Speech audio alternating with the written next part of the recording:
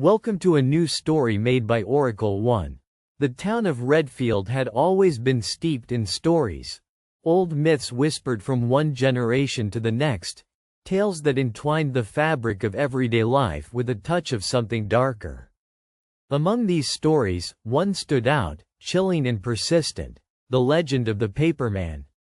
Parents warned their children not to draw him, not to imagine him, lest he emerge from the shadows of their own creations.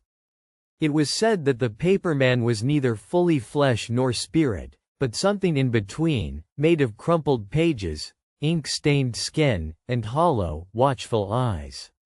He moved softly, gliding like a fog through the streets, drawn to those who summoned him unknowingly. No one had seen the paperman for decades. He had become a ghost of memory, a myth told to keep children from wandering too far at night.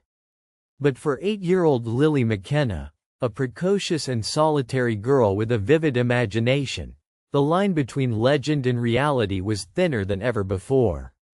It began with a notebook. Lily's father, a struggling painter, had given her a bundle of crisp, white pages to fill during the long summer days.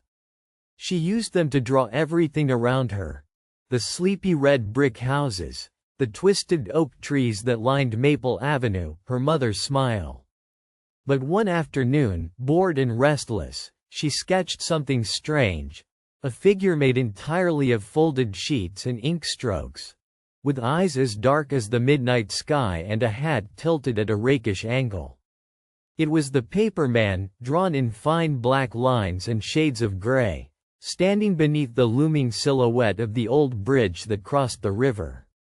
Her mother called her for dinner, and Lily closed the notebook, not thinking much of her drawing afterward. But that night, as a cold wind rattled the window panes, Lily awoke to the sound of soft paper rustling, like dry leaves being stirred by an unseen hand. At first, she thought it was the wind, but the rustling moved closer, swirling around the room in a peculiar pattern. A shadow appeared on the wall. It was tall and slender, its edges crinkled as though made from fragile, worn pages. The eyes glimmered, black pools absorbing the dim moonlight filtering through the curtains.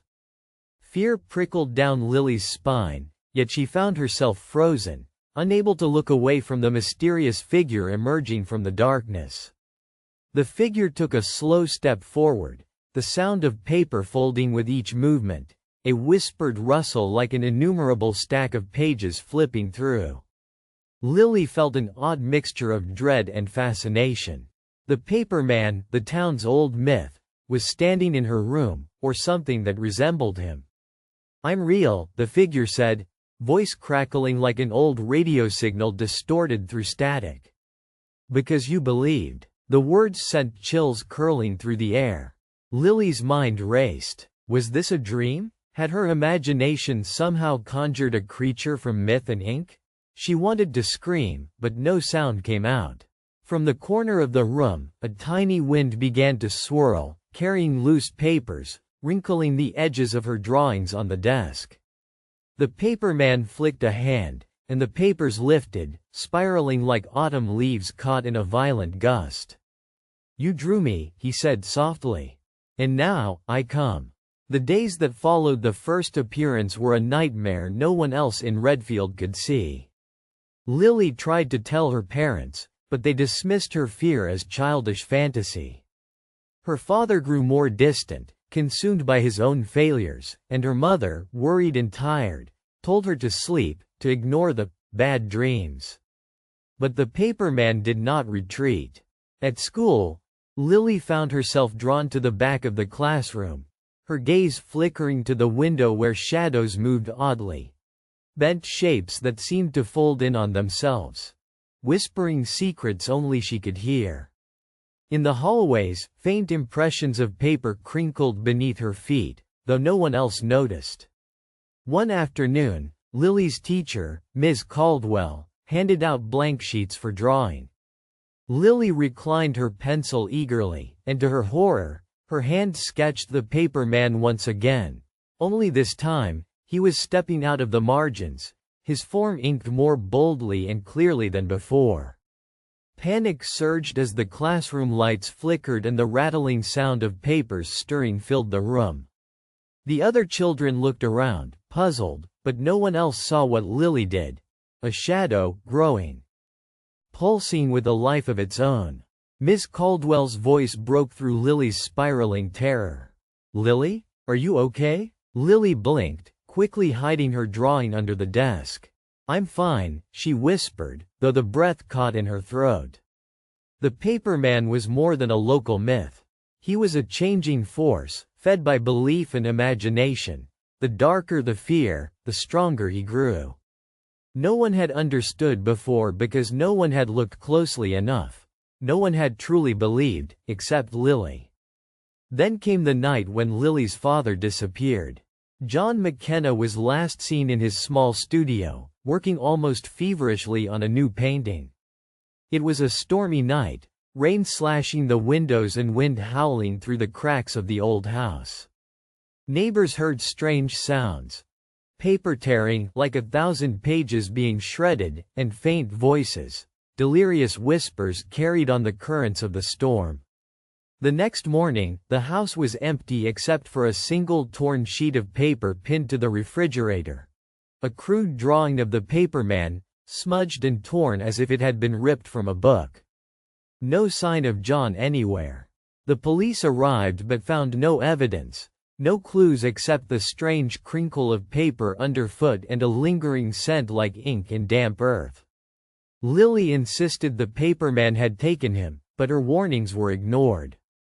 She became withdrawn, haunted by silent tears and distant stares.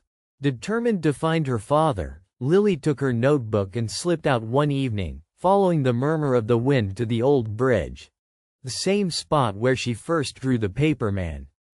The air was thick with mist and cold, so penetrating it bit at her skin. There, beneath the swelling shadow of the bridge, she saw him, folded and flickering in the twilight, his paper-thin fingers beckoning. The paperman smiled, an unsettling curve that revealed ink-black teeth. "You called for me," he whispered. Lily's heart pounded. "Where is my dad?" The paperman reached down, and with a swirl of pages, a crumpled photograph emerged in his palm. It was John McKenna, but his face was pale, ghost-like, and his eyes held a deep, unreadable sorrow. "He's trapped between the lines," the paperman said. "Between what is and what isn't. Because you believed, you opened the door." Lily's mind spun. How do I bring him back? To take something, something must be given. The world of paper is fragile, but it demands a price. Wincing against the cold, Lily searched her memories. She loved her father, but she had to think. Suddenly, understanding dawned. The paperman was a guardian of that fragile realm, the world of stories, of myths that were written and told but also forgotten. He existed because people believed in him, and drawing him summoned him. "You don't have to take anyone else," Lily said firmly, eyes blazing despite the chill. "If I believe, so many others might too. It's not right to take my family or my friends."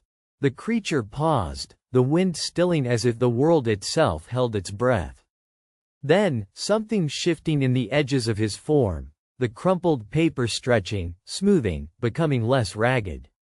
"I can undo what I did," the paperman murmured. "But only if you promise to remember, to keep the story alive without fear." Lily nodded, swallowing her terror. "I promise." With a breath like the rustle of turning pages, the paperman reached into a hidden crease in the air, pulling forth a piece of her notebook. A page that held a drawing of her father.